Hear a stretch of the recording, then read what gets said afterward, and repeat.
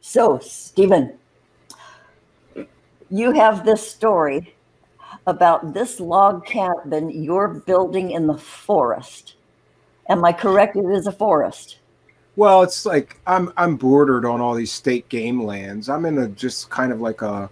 It used to be a campground here years ago, and then people started liking this place and the surrounding woods so much that they started living here full time. And so there's a mix of sort of summer cabins. Some guys just come up here for the winter. There's some hunting cabins and cottages, and then there's people who live here full time, 24/7, all year. I'm here about half the time now, or have been while trying to build this place.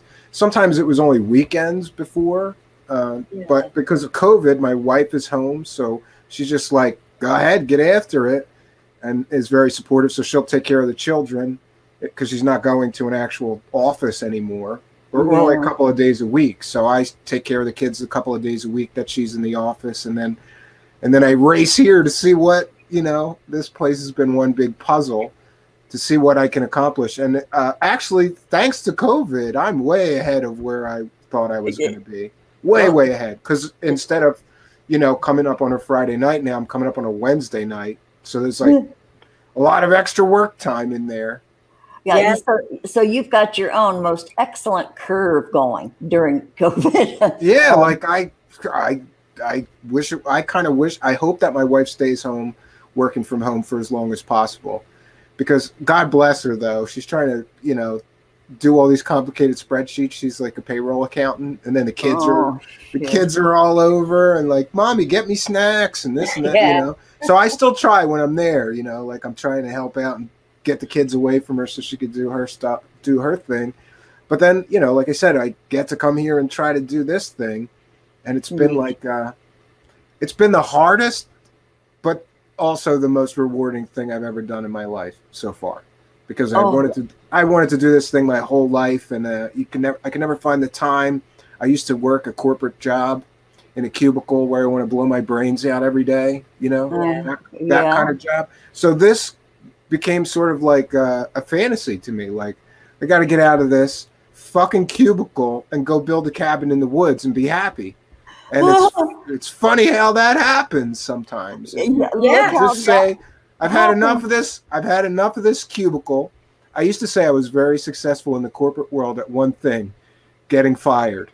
Like I would just find a fucking way. Like after a while, I would just become disgusted enough with the corporate nonsense bullshit and the, it's like that movie. It's like Office Space. Like these fucking ridiculous reports, and I gotta spreadsheets and fucking. It's got to be people will come up to me for ridiculous shit all the time. You gotta. The format of this Excel file you sent me is not right. And, there's just so much nonsense doing that shit day in, day out, 10 hours a day. It's soul sucking. And I didn't want to do it anymore. So, that was it. I walked out of there and I told the boss off, and really, like I said, all the shit, it was beautiful. Like I said, everything I wanted to say, having worked there for 4 or 5 years, like, here's all the shit. Fuck this place. Fuck you. And I walked out, and I said I will never sit in a cubicle ever. I don't care what I have to do. I'll go dig ditches. I literally dug ditches after that for a while. Like I got a job being the guy that's digging ditches. But I was outside and I was like, this is awesome. I'm not in a fucking cubicle. Okay, I'll dig a ditch all day today and make almost the same amount of money, but not be miserable. But the cabin, the whole time I was in cubicle land for 20 plus years, was a dream. Like, let's just go build a cabin in the woods, and live the way we should, close to nature, and and become self-reliant too. Like, let's not just, this corporate structure, it's a cage. Like, we're going to keep you in this cubicle, which is a cage, and we're going to give you just enough money to get by and survive, but not do too well, or we don't want you too happy. And because you gotta go to that shit job you hate because you need all this money to pay people to do everything for you. pay somebody to heat your house, you know, pay a gas company, pay somebody to generate your electricity. And the cabin for me has been like an escape. Like, oh, I'm going to figure this shit out. One by one, we'll figure it out. I'm not paying a water bill. You know, there's a community well, so I have to haul in all the water. Well, cool. But I don't pay a water bill, and I don't worry about a water bill. And then, you know, we don't pay for sewage or, you know, sewage treatment or any of that. We have a composting toilet, which works better than I thought. Yeah. Yeah, it's not that bad. Like before that, we had like a bathroom in a camper, and we had to empty that tank, and that was gross. The composting toilet's not that bad. And then so heat, I don't have to pay for heat. I'm in a forest. There's wood everywhere. I used it to build the cabin. I use it to heat the cabin. So the only thing left I'm paying for right now is like $30 a month for electricity, because we actually have on-grid power here. I have some small solar systems that I built, and eventually we're going to cut that cord. But while I'm building the cabin, for $30 a month, I said, I don't want to worry about how I'm powering all these power tools or, you know. So it's nice. Right now I have the only thing, once I cut the power here, I can't use like these electric heaters or like a microwave anymore, because it's too high wattage and it'll kill the systems that I'm going to have. But so I'll miss that a little bit, but soon that's a good thing, not a bad thing. Yeah. So soon we're going to cut the power cord, and we won't be paying for that. The only thing that we'll pay here is annual taxes, which are like $300 a year. And by the way, this land, everything here is paid for. I didn't mortgage anything. I don't have a payment.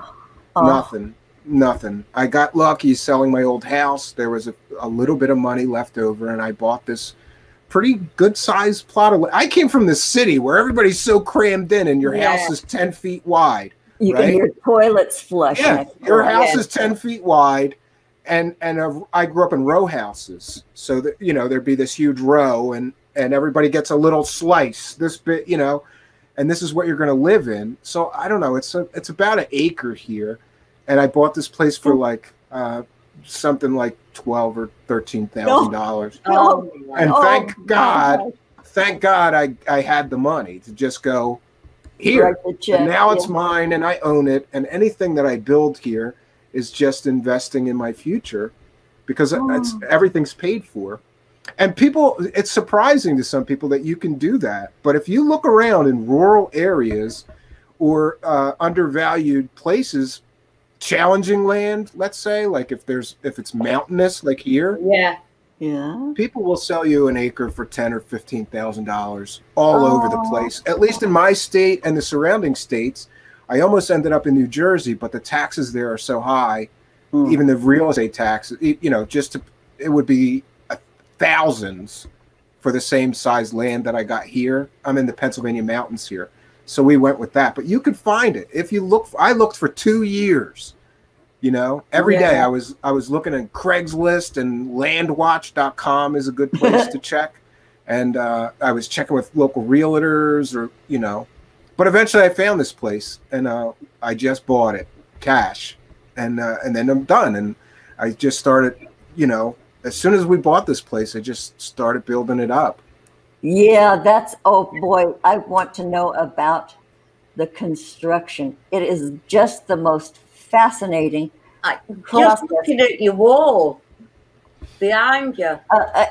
This is just siding, though. This is behind me is just little slices of wood nailed up onto the wall so that it matches the rest. Brilliant. But the rest of the cabin is done with something called cordwood masonry, which is essentially you're building a wall, but instead of using bricks or stones, you're using logs. And it's an ancient building technique. It's something I always wanted to learn. And the reason that I chose that construction method is very simple. In a typical log cabin, this one is 12 by 24. I would never, working by myself, be able to lift those big, heavy logs 10 feet in the air by myself to stack them to, you know, do that typical log cabin that everybody sees with the notches. Yeah. So I was looking for alternatives, and I found this thing called cordwood masonry, which basically, instead of you chop up, these walls are 2 foot thick. So basically, you cut a bunch of logs that are 2 foot thick, lay them down on a stone footer, and then cement, lay another bunch of course over, and it's just like building a brick wall, but with logs instead of with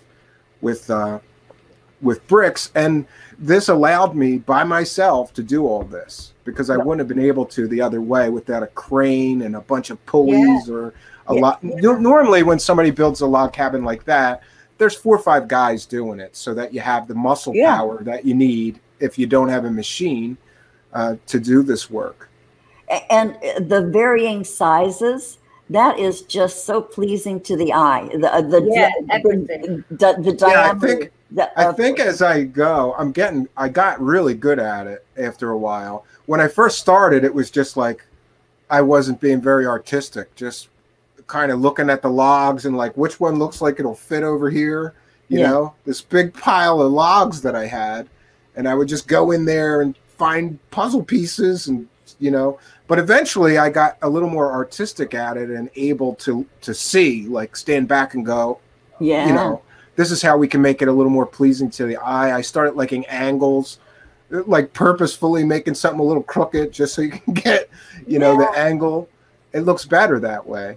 Oh, I love looking at it. It's art. It is art. But you know what? It is art. What I want to If you know what, if you want to, just for a visual aid, let me try to find it. I will share just a picture of the front side. Well, really, it's the side of the cabin, but let me see if I can find that. 1 second. I just. Oh yeah, here I shared it, and I forgot, but I can share this. So let me come back. Let me come back, and we'll share that. Okay.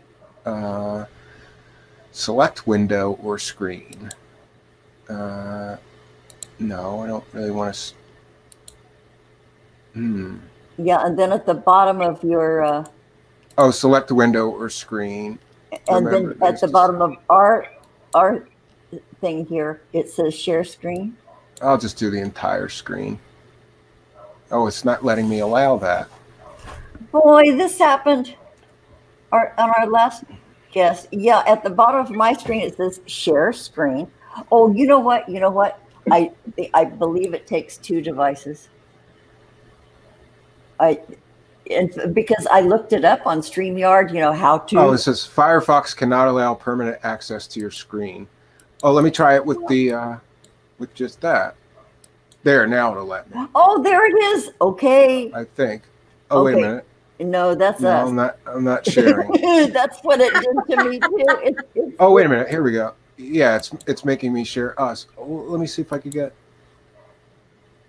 Okay, there it is. Oh, that was it. Oh, now it's back to us. Yeah, I don't know what. Okay, so I have to just stay on it then. Can you see the picture of the cabin? There it is. Oh God, yeah. Yeah. So here we could see. This is actually the side of the cabin, but everybody could see a look of this cordwood masonry. Wow. So this is just a bunch of logs glued together with cement. And then these 2 front windows, I'm also real big on, I don't want to take a loan out to buy building materials. Everything that I do here is as you go. So these 2 big picture windows, they were once glass sliding doors. So we just repurposed them, put them in a wood frame. They don't open, but I don't need them to. There's 2 other windows on the front and back wall. That's one thing I wanted to mention to you, because I've done like renovation a little bit and stuff. And hanging windows is one of the most difficult jobs in construction at times. Yeah. And that's even if you have them like custom made. Even sometimes you take one out and put it back after you fit. That's hard. But you take random windows.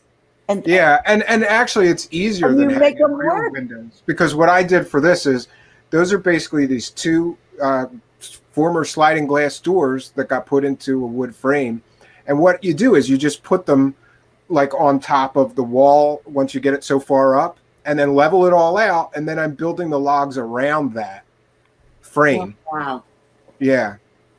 So that's one view of this. I can show you. What did I do? What did I do? Oh, and this is some.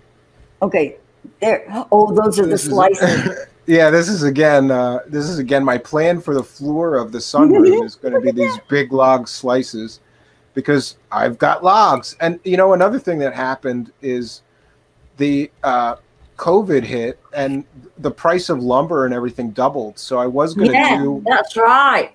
I was going to do things a certain way, and eventually I went, oh, I can't do things the way that I wanted to because it's going to cost too much with lumber. So I just changed the plan, and this is part of the sunroom that's being built on the other side of. Look at the process there, you guys. Facing wall, and today I finished this part just about. There's going to be a door here, and then there's more glass here, and I have to finish this. And this is just. These windows all came free, every one of them. Some of these I was picking out of the trash and putting in the woodshed on the side for like a year. I knew that we would want a greenhouse or a sunroom. My wife, you know, I'm not sure. She's kind of like, do you really got to build another room? But just to even out the cabin, because it looked weird from the front without this other room on the side. So I said, yeah. And this is the south-facing wall, so. This is going to be a big thermal oven because we have very harsh winters here, and it should provide a great deal of free heat because there'll be a door between the kitchen room, which I could show you the kitchen room. There's going to be a door over here between the kitchen room and this sunroom. So, you know, I don't wake up very early, probably 10 or 11. By 10 or 11, even on a good cold winter's day, if it's a sunny day, it'll be 70 or 80 in there. So I can open the door and let the heat in the rest of the cabin. Nice. And this is another problem that I had. I realized I had these doors that somebody gave me, but they were really thin and you couldn't fit like a couch or something. So I ended up having to build another door. This is a door and a door frame. And this is built out of old wood windows, trash picked, and just some scraps. And then I wanted to show you this is the new wood stove that I just put in the kitchen. That is beautiful. Yeah. Yeah. It's a wood cook stove, which is the most efficient thing that you could have because it's going to heat the cabin. Plus, there's an oven here, so you could bake bread, whatever you want to do. It's a little rusty. I just got this, and it needs to be oiled. Somebody painted it, and you don't paint the top of a wood stove. They just use it as a decoration, though, for years. They never hooked it up or used it. So the paint's going to peel off and flake off as I keep probably 2 or 3 more burns, and then you stove polish the top of it with this black stove polish. But I can show you the kitchen room. That's in the kitchen room. So this is next to the greenhouse. So the door to the greenhouse is going to be on this side over here, and but this is the new wood cook stove, which I had a different wood stove. This one I got for $40. This thing was $40. I never paid somebody so fast in my life. I always wanted one. So I was like, all right, lady. And I almost felt like I was robbing her because this could have been the others that I looked at were like $800 or $1,000, but they were much, much bigger and huge and really heavy. This one was really small. And this is going in a room that's 12 by 16, the kitchen. Oh, wow. So it's the perfect size for that. It's really the perfect size for that. Oh, well, and I see it. I view of it. Pardon the mess over here.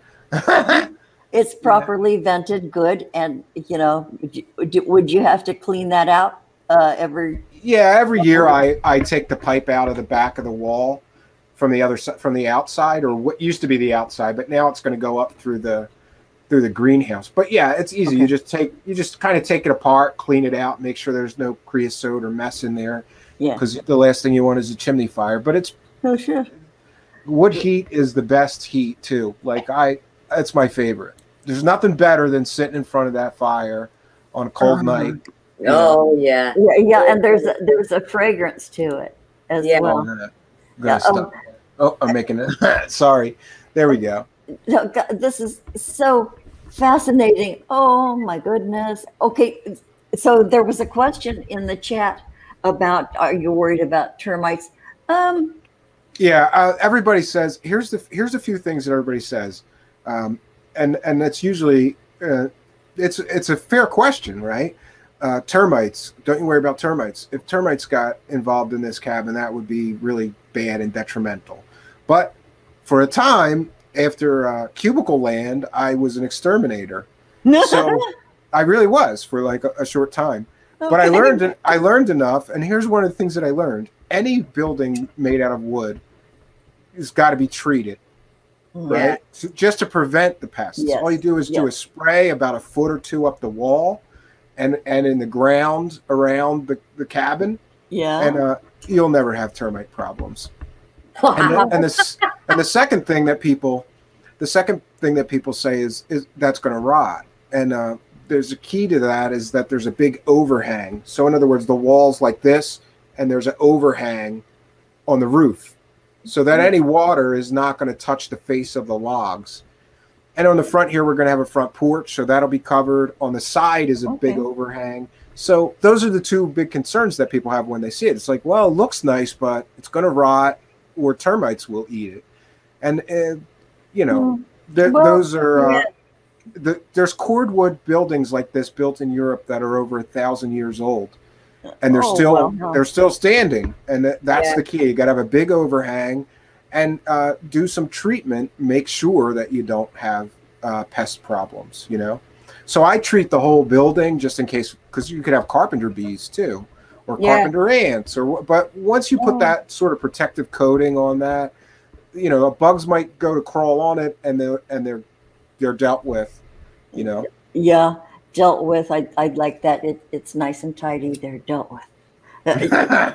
Yeah. So yeah, but it's the last thing after spending like so much time of my life putting this thing together. Do I want to see a bunch of termites eat it for lunch, or cause damage? But the other good news is that this is very easily repaired. If there is let's say like one of the logs rots in the wall for whatever reason.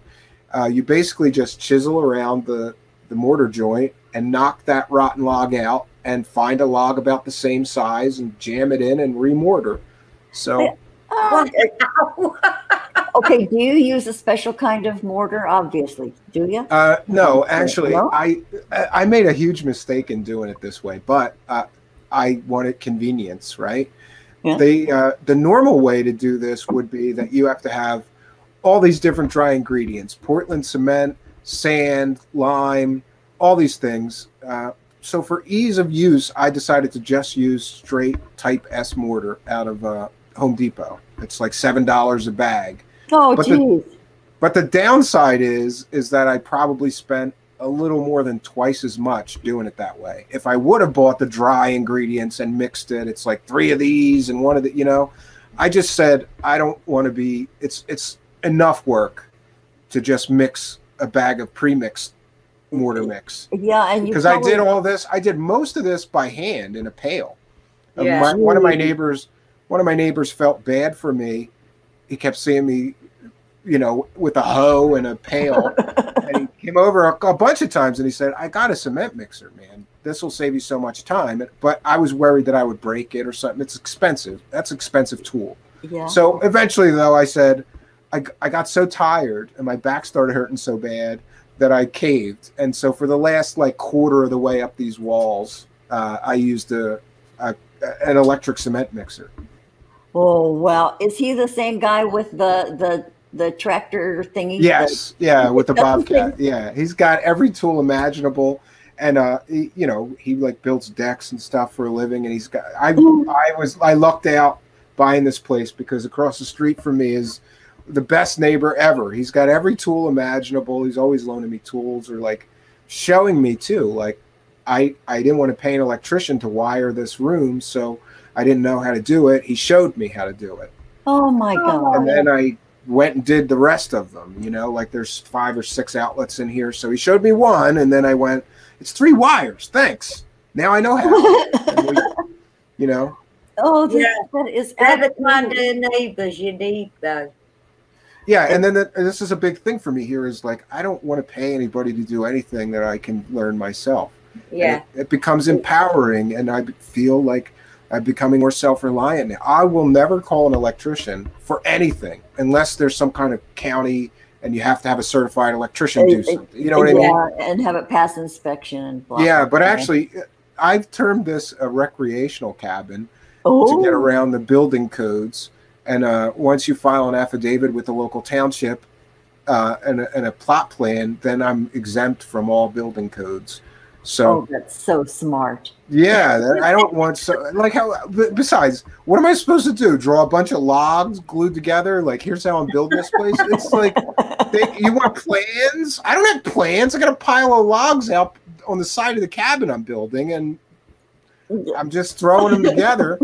And but I gotta say, it's not that this place is not well built. The walls are 2 foot thick. It's super, super insulated. No kidding. And very, very sturdy. It's more sturdy than like if you would have built this out of like Home Depot 2x4s and siding and insulation and all that. Oh no shit! And what 16-inch centers on the all that shit. Yeah. But your construction vaguely reminded me of the old bottle houses I used to see. And the inside of your place, it's smoother than the outside.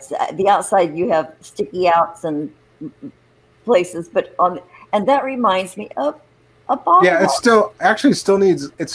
I still need a day or well, I probably need like 3 or 4 days to go around the outside and sort of like try to pretty it up. I did that on the inside. I think it's like, pretty like it is outside. Yeah, it's okay, but it probably needs. Yeah, you gotta do. I'm a little OCD, so I go around and look at the walls like, oh, it looks like it needs a little more over here in that space, and like, I'm probably gonna be doing that for some time. You know? Oh, it's so exciting. So you're just now finishing up the sunroom. Well, I finished. Today I finished this last section of wall out of like windows, and the glass door goes there. And tomorrow I'm going to be filling in whatever didn't fit, if that makes sense. Like whatever I could do, I just fill in the blanks. So now I have a section that's going to be stone. And that's another thing that I learned here. I kind of learned stone masonry out of necessity because not necessity really, but like, it's nice to be able to build a stone hearth yourself to put a wood stove on. So and we're in the mountains. There's big flat stones everywhere. I don't even have to dig them out. You just go around and pick them up. So I go around and that's another thing I've learned is that the forest will provide. Like, okay, I got to build this hearth. I just go around my land and look around for the resources. And that's kind of how I'm building this place is like, well, I've got plenty of stone. So I built a stone shower because I could. And because I didn't have the money, honestly, for this. There was a shower stall kit at Home Depot. It's like $150 or maybe a little more. Yeah. And I just said, I can do this with stones. And so I just built like a stone back wall and the sort of stand that you stand on, and so far it's worked out. I think that's absolutely amazing. It's kind of crazy though, because it did take like 3 weekends. It took 3 weekends to do that stone shower though, where everything here is kind of like I have to trade my time for the money, because if I had the $200 to just go to Home Depot, it would have been done in a day. Yeah. So instead of a day, now I'm 3 or 4 days. But when I'm done, it's much more personal and it's much more custom and it looks like it belongs in a log cabin. A plastic shower stall does not look like it belongs. No. I can't wait to see the end product. Yeah. Do you have a picture? Do you have a picture of the shower? Well, I'm gonna have to really scroll back. I'm sure that I put on Twitter. So. Yeah, let me look. I think there is one somewhere. Okay, while you're looking, I'm getting up for just 1 second. Sure. I'll be right back. Don't forget to turn the mic on. Oh, I found a bunch more pictures anyway, though. Oh, cool. You see how far back? That was a while ago I finished that shower, so I don't know how far back I got to go to. Oh, yeah, I'll find it. It's got to be here somewhere. It sounds absolutely stunning. Well, it Okay, worked out. Yeah, I'm still scrolling here, so just give me a few Oh, minutes. We cool. can Oh, talk sure. while I try to find this thing. I'm sure Yeah, it's well, here. yeah, we'll just chat for a minute because, yeah, I want to talk about that praying mantis when we're all done here because I am just absolutely mystified, but I am absolutely thrilled. And all I could do when I opened it was just to sit and look at it for lots of minutes, just going, wow. Probably the most thoughtful and dear gift. And just so whoever it was, you blew my socks off. Thanks. So Yeah. Oh, it's always nice when you get something that you want to see. yeah, She just said she'd love to have a praying mantis. yeah, because they have a lot of meaning in my life. It's really the oddest story, and I told part of it, and somebody picked up on it and sent me a praying mantis pin. Yeah. Oh, And it's jeweled and enameled, and it's got it looks like purple eyes. It's just It's stunning. and I pinned it on right away, and then I thought, wait, I can't see it. So I took it back off my shirt and put it down here on the table so I can look at it. It's just really, really special. I found it. Yay! Oh, brilliant! Okay. Here we All right, go. now I gotta figure out how to share this again. How to do it again? I know. Okay. Yeah. 6 Drop says party at Steve's place. Oh, are you going to have a cabin warming? If I ever finish this place, I'm going to try to have a big party. Yeah, I would probably do that. Wow. Oh, why is it? Shame on Oh, there we go. in a different country. That would be so cool. I would send you flowers or something. Okay, so There we go. there it is. See if There we- it is. Okay, See if we can find it. So this is the shower stall. Oh my God. Yeah, That- and what we have is just we don't have a running water here, so we have this big 10-gallon pot, and so we heat the water on the wood stove or on the campfire outside, or we have a propane stove too, and I have another propane burner. I might put like a something right in the bathroom. Wow. So this is just. And I don't know if I had the later pictures, but so then I put like just a big shower stall around, or not a big shower curtain around this side. I was going to put a wall up this side too, but then getting stuff in or out, the door's right here. Like there's a front door right there. So yeah, but this is just one of those things like I need a shower or a place to take a shower. And this was done because it's freezing as hell outside trying to take a bag. We had bag showers before this, and I would just go outside. But if it's 20 outside or 10 outside, you don't want to do that. So you don't want to do that. Where does the water run? this goes outside into a flower bed. Oh my God! Right in front. Great planning. So that's basically what happens. Yeah. That is just absolutely stunning, Oh, Stephen. let me stop that. There we go. Yeah, and I found there's some other. Let's see if I can. I got to scroll back now, but I saw a bunch of other stuff that This I could share. Astounding. It just, boy, I always thought about doing something like this. You just. Did I? Yeah, well, I did too. So, I think one of the reasons that this place came together like it did is because I sat in a sad cubicle for years dreaming about doing it and imagining how the shower would look, or imagining like what the wood stove would look like, what the hearth to the wood stove would look like, what the walls would look like. So maybe I visualized this for a long time, and that's why it was easier for me to manifest it into reality. But it's still amazing to me sometimes to go like, I just pulled this thing literally out of my daydreams, and it's coming out pretty close to those daydreams. So Yeah. that's Sometimes it's unreal. And you have a neighbor with equipment, for fuck's sake. Yeah. yeah. Actually, he's really a large part to why this is here too. Because every time I get stuck, when I get stuck on something, he's there to sort of help me. Oh, and I'll show another view here. This is me and my beautiful wife here. Let me see. Oh, she is just the cutest little thing. Your whole family. What a darling family. Oh, you guys. Oh, wait a minute. This thing is. Oh, there we go. There we go. So this is the front door of the cabin. Oh, wow. And another view of some of the log work. And my two boys. They had a ball here They had a ball here all summer, and I was so thankful to have this place, because if not for this place, we would have had nothing to do all summer. But we could come here, and we could have cookouts, and there's a lake right nearby, so they went swimming every day, and it was really cool. And now I saw, as I was scrolling, I saw some other older pics that. Okay. I'm sorry about this. Let's see. No, there's more parts of my floor there. The slices. Oh, here's a visitor.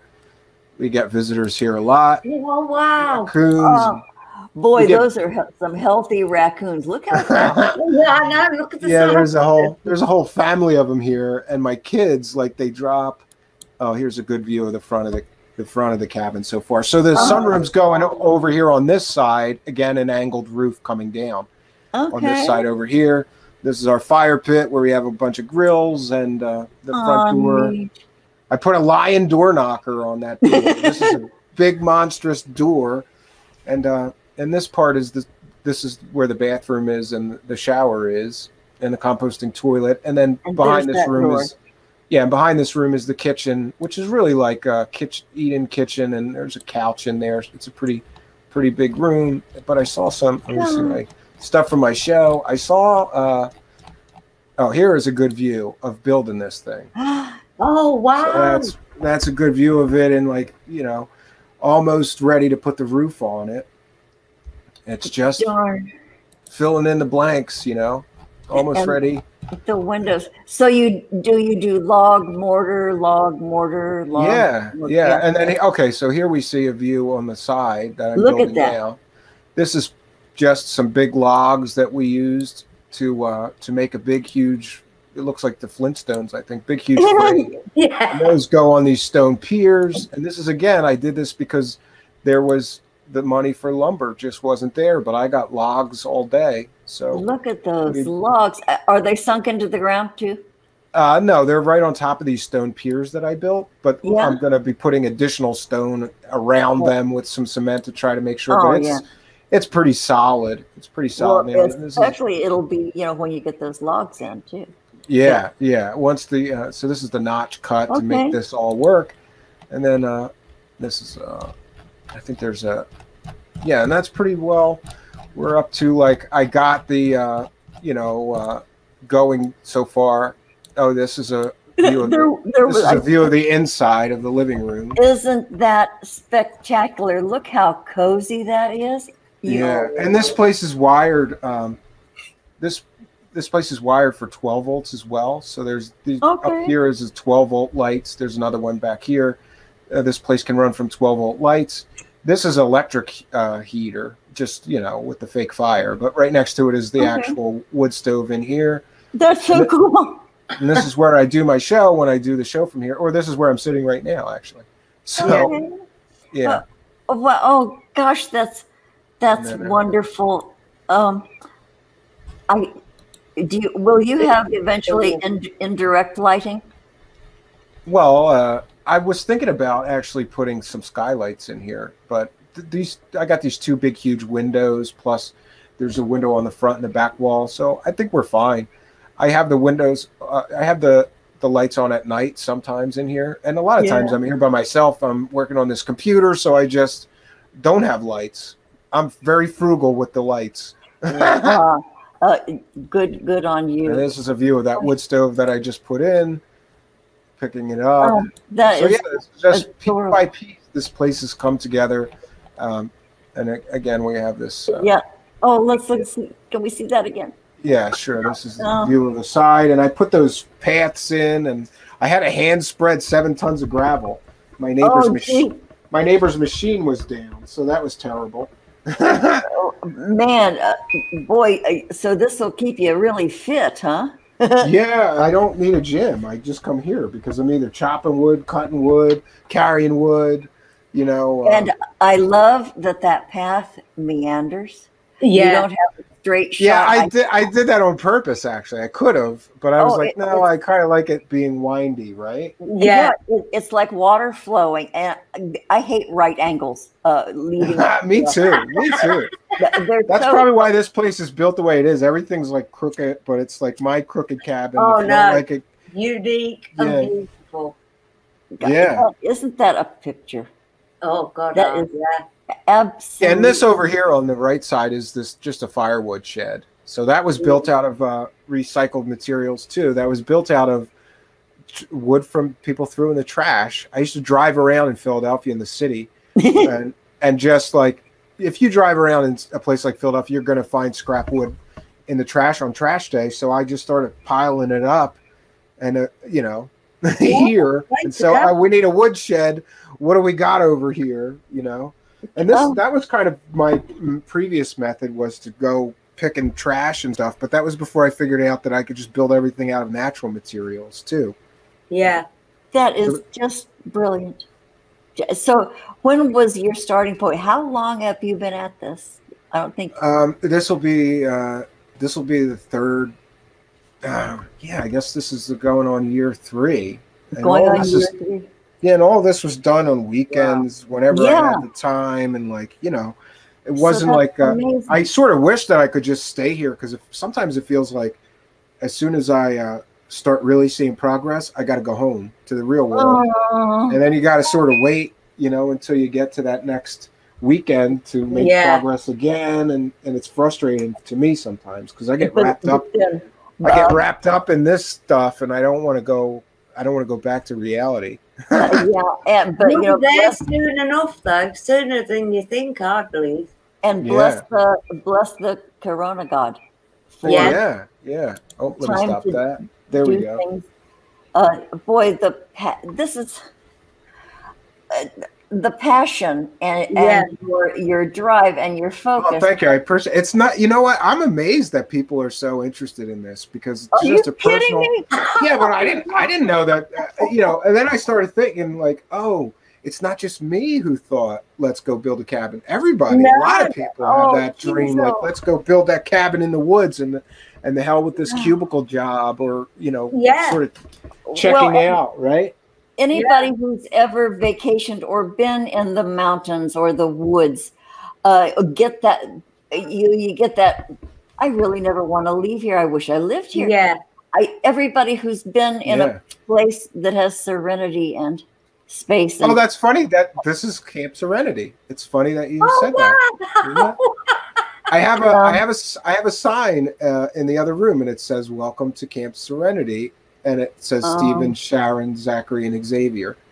And my wife gave me that as a gift. And perfect. Yeah, this is the place that I feel most at peace, and this is the place that I feel most happy. And but I gotta, I don't want anybody to get the wrong idea. I love my house in the suburbs. I got a big, beautiful house in the suburbs. It's like 3,500 square feet. It's huge.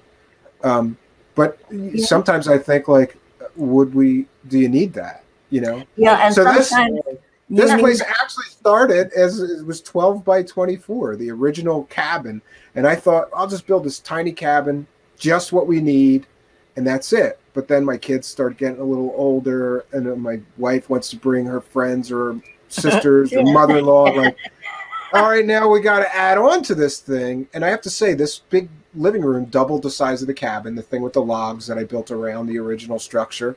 And it's so much more comfortable with the extra space, just one big living room here, and then The original cabin next door has like a sleeping loft in it, but nobody ever wanted to sleep in the sleeping loft, so that's a waste. No surprise there. Then. I might just cut that out. Nobody ever wants to sleep in there, but I hate to do it because then it's also store. Actually, it's junk storage right now. We just throw junk up in there. Put it out. It's storage. Yeah, leave it up. You know, hang flowers from it or something. Leave that thing up. Yeah, I probably will. I don't know. I slept on it for a while, especially because it gets so cold that you're so high up that was the warmest spot in the cabin, you know. And we had a wood burner in the kitchen, and it's too small, so you can't make it through the night. Yeah. So if it's like 10 outside, I'd be playing like Jenga, you know, like stuff every inch of that firebox, tamp it all the way down, and then go to bed. But I would always wake up freezing because after 2-3 hours that goes out, and it was 70 or 80 in here when you went to bed. Now it's 30, and you wake up. This new burner that I have goes all night long, and I don't have to worry about it. So I sleep in here. I have this. Yeah, you can kind of see. This is like there's just a bed thrown on the floor. While I'm here myself, it doesn't matter. Yeah. No, it doesn't matter. And Stephen, this is really funny because, you know, of your focus and your drive and, you know, doing this for yourself. And you're surprised at the interest that other people have. Actually, I'm surprised. I'm surprised enough at the interest that I think I'm going to start another YouTube channel. I wish I had time because I'd really like to start another YouTube channel that would just be like the cabin stuff and how do you build this and how do you know. Yes, and then I predict that you're going to be on some national news about this because this is absolutely actually I know I have a friend of a friend of a friend who has some involvement with Mother Earth News. And so and I've been in contact with them and sent them pictures, and whenever I want to, they'd like to do some kind of something about this cabin, but I want to finish it, you know. I want to hammer that last nail in, clean the whole place up, get rid of all the clutter and tools there is shit everywhere. Well, actually, it's not so bad right now because my wife was just here at the last month in September, and like she puts all my tools in bins and stuff, but it's going to be bad now because she's not around. So it starts to slowly, like, there's tools everywhere, parts everywhere. Board is for that. I got to nail it up over there. And like, but it is what it is. It's sort of chaotic, but always progress, you know? Always progress. And it's just an amazing thing to watch. And I have a quote. I'm going to quote you, Stephen, on one of your shows. You said, only a bitch would buy a log cabin. Yeah, that's my dig at David Wilcock, where, you know, buying a log cabin is that's something a woman does.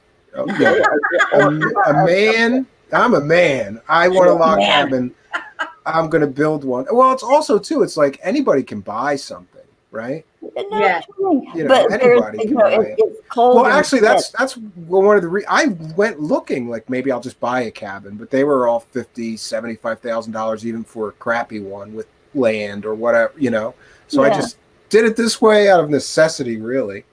But I wanted the experience of doing it too, and I have to say that it changed my life. Like, I feel so much more empowered. I feel like if I can manifest this kind of a dream, and it's a big dream, right? Yeah. And I felt like this was like destiny for me. It was like some of this stuff just happened, and it felt effortless. I mean, there was effort, but it wasn't as hard as I thought it was going to be to just pull this right out of my imagination into reality. And it's so rewarding when you look, you know, stand back and look at that wall you build out of trees and trash. It's trees and trash. This whole place has been built out of trees, trash, and passion and determination. And soul. Soul. That is just a thrilling thing to witness, Stephen. I got to tell you, I don't think you realize how thrilling it is for other people to be witness to this. And boy, I'm so grateful that you're sharing this because. Yeah, well, I want to encourage everybody because fear kept me from doing this for too long.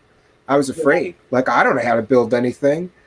I'm not a carpenter. right? And what if it's crooked? What if it falls down? What if, you know?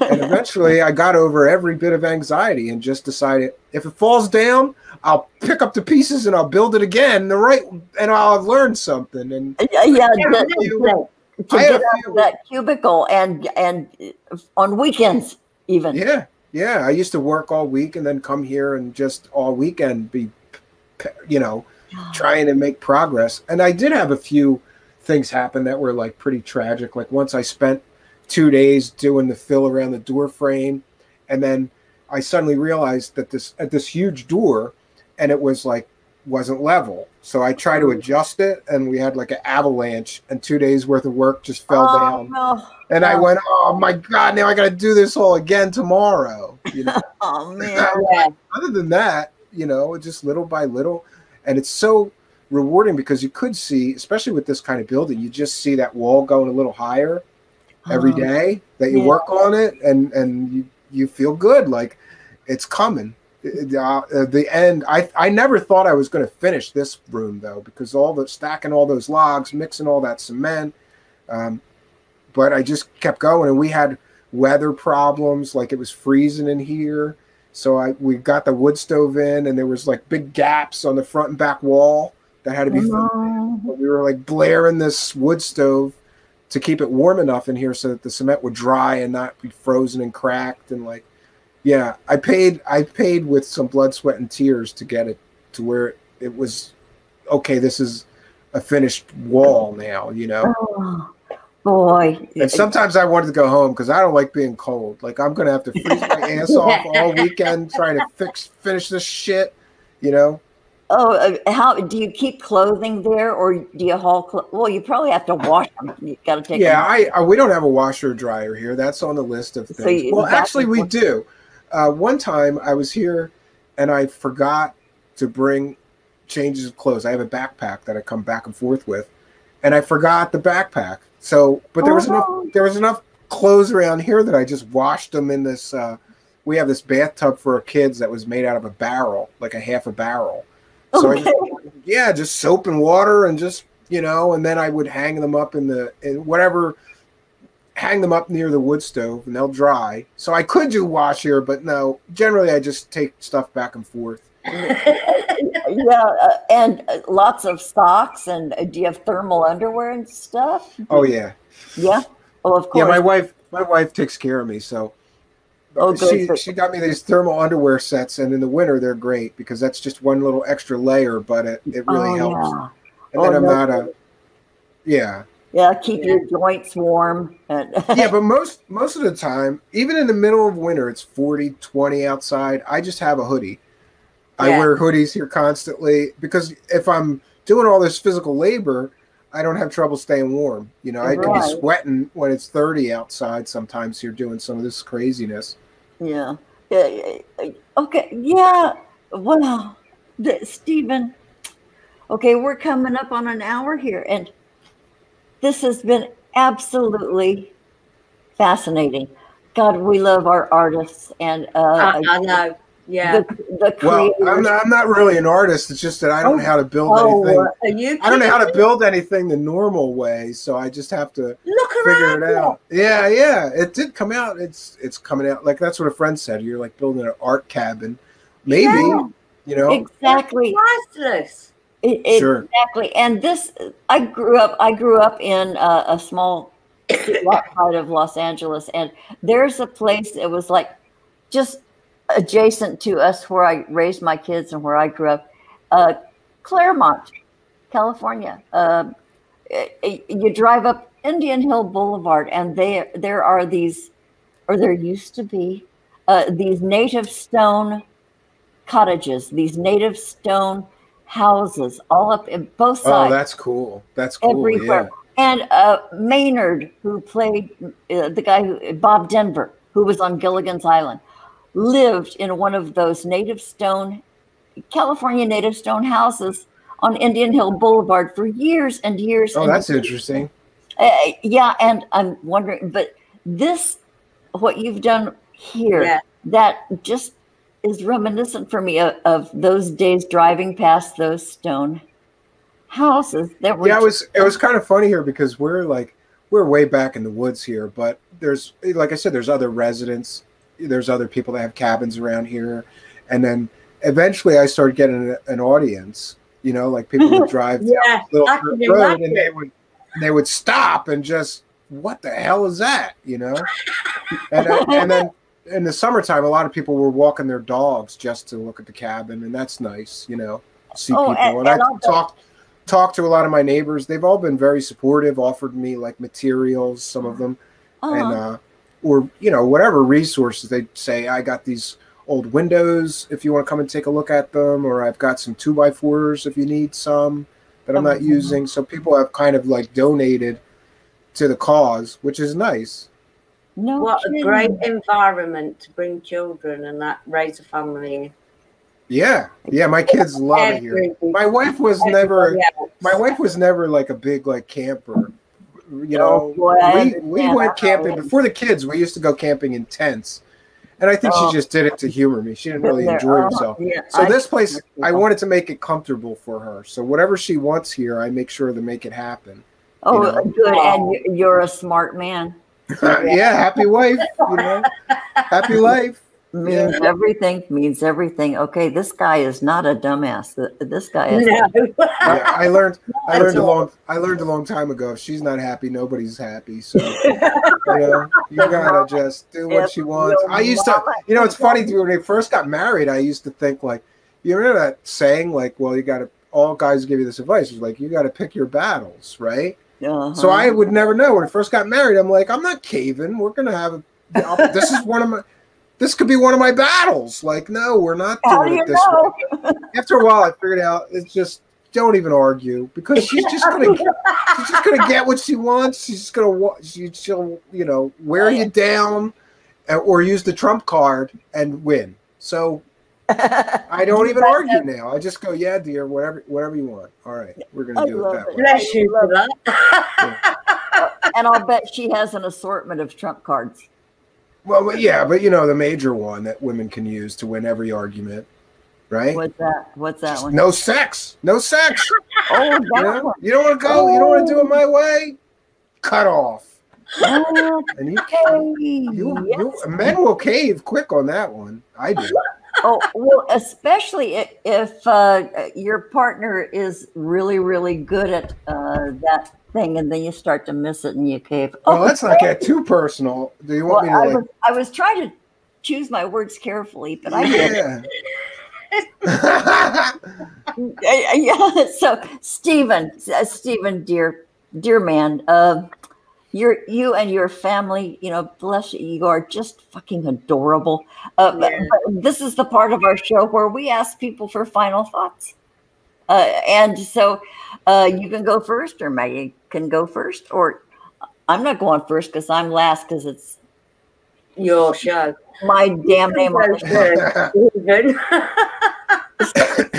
Stephen, do you have any final words? Well, you know, I would say like that people see this thing that I'm doing, and it's inspiring people, which makes me feel great. And also, everybody says, a lot of people say, I've always wanted to do that. And I would encourage you, go do it. Do it. You'll be so glad that you did. Don't put it off. It doesn't have to be a cabin. It could be any dream that you have. Maybe you want to buy a sailboat and sail through the Caribbean. Do it. Do it now. Yeah. Every day that we get is a gift, and nothing is guaranteed. You could get sick and die tomorrow and have that dream unfulfilled. I don't want to have any regrets. If I kick the bucket, I'm going to go happy knowing that I did what I wanted to do. Yeah. And you should too. You really should. Think about it. If you're afraid, don't be. You'll find a way. If it's meant to happen for you, you'll find a way to make it happen. I'm here with trees and trash in the middle of nowhere, building a dream, log by log. And you can do the same exact thing. Don't put it off. Do it now. Your life will benefit so much just from giving in and going, let's do it. Let's do it. And no more procrastinating, no more thinking about it. Do it. You'll be glad you did. Well, you could be a motivational speaker, Stephen. Bless you. Bless I can't top that one. Can't top that one. Yes. Yeah, and try to do something. I want to add to that. Try to do something every day. You wake up that is going toward that. Even if it's just a thought in your head, do something every day to get there. Yeah. Like even if it's like sketching it out on a napkin or drawing it in the dust, think about it, plan it, fantasize about it, have dreams about it. And that is action. That's action. Yeah. That it really is, even though you're not being actively doing it right now. Yeah, maybe the law of attraction too. Like if you just focus on it enough, it'll start coming closer to you. I believe that because I drew this place. I drew this place probably 100 times, sitting in a little cubicle, wanting to do it. Before taking the steps as well. Mm-hmm. What, Maggie? And how you treat people as well. What you give out, you get back. Well, don't do it with expectations. Do it because you want to. And look at what Stephen has described about his neighbors and people walking by. People you have attracted, because number one, I think you're a good man. And I think. Well, thank you. I appreciate that. I'm trying. I'm a very flawed human. But every day I try to improve. Everybody is. There's no such thing as trying. You're either doing it or you're not, and you're doing it. Yeah. And so there's a testimonial right there about your purpose and your dream and stuff. And now these people are getting you. I love that people get you. Yeah. And they talk to you and you talk to them, and there's an engagement there that is just priceless, I'm sure. Yeah, it's good. It's good to have some support and people that are willing to acknowledge that what you're doing is hard, and maybe I should give this guy a hand. And like I said, I have that neighbor who's awesome, because every once in a while I get stuck or I can't move this thing forward, and he comes over and looks at it, and we have a few beers and we talk about what I can do to get over the hump of whatever is in the way, and there've been literally like big trees in the way of this thing, and he was like, I go get my chainsaw, we'll take care of this right now. And don't stop worrying about it. We'll just knock it right out and you can go on with your plans. So man, Stephen, as hard as this is and as grueling as this is, you are having the time of your life. Absolutely. Absolutely. I love every minute of it here. Once in a while when it's really, really cold, I bitch, though. I cry. I'm like, what? Why the hell am I here? It's 10 outside. Why am I here? Or like even sometimes in the winter, it takes a long time even just to get back here with these dirt roads, and I've only got a car with front wheel drive and traction control. Once I went in a ditch, and then some guy had to come with like these winches and pull me up off the side of the road. And, even just getting back here is a chore sometimes, but it's worth it. It's worth the hassle. Oh, I am. And they're all memories. Mm-hmm. And it's a legacy. It's a legacy as well. Yeah, I'm hopeful that my son will take this when I'm gone, and also he'll remember all the family, all the times we had here, and maybe do the same with his family after I'm gone. So you're right, it'll be a legacy. After that. And he'll have such stories. Both your kids, will retain the stories and the memories. And this is just the most precious, beautiful thing. I don't want to get sappy about it, but Maggie, do you have any final thoughts? Yeah, can I go to bed, please? Yeah, it's like 1:30 or 2 a.m. where she is. Oh yeah. Yeah, we should wrap things up so everybody can get some rest. Well, Maggie, especially Maggie, any words from you, dear, before you finally conk yourself out? I just want to say it's been an absolute pleasure meeting you, Stephen. Yeah, you too. Nice to meet you. Everything that is around you is stunning. I appreciate It that. really, really is. And I want to thank everybody in the chat for tuning in and listening to Stephen. And I hope you all go and see him on Truthseekers. Yeah. You could just search YouTube for my name, Stephen Cambion, and you'll find a Truthseekers channel. I appreciate if everybody could subscribe to that. We're trying to build a bigger, better show there. Yeah. Yeah, and you're going to have your log cabin depicted on merchandise, maybe. Yeah, maybe I will. Sure. I think that would be brilliant. Okay, Stephen, thank you so much. Would you consider coming on with us again? Sure, absolutely. As long as I can find the time. But at night here, it's getting dark. It's getting dark early now, so I have a little more time at night now because most of my work is still outside right now. There's no lights over there, and like when the sun goes down, I kind of like I'm done for the day, and I just find something to do for a little while. Yeah, and get cozy. Yeah, put on your thermals and your hoodie and. No, I have the wood stove going now. I'm fine. It's 40 outside. It's 60 or 70 in here. Oh, cool. So, Neato torpedo. Okay, Stephen, dear boy, sometimes I just don't want a show to end. But I know. Thank you again, Stephen. Sure thing. So great. My pleasure. Okay. Much love to you and your family as well. Oh, thank you very much. I appreciate it. Okay, we'll see you again, dear heart. Thank you again. Bye. Bye. Wow.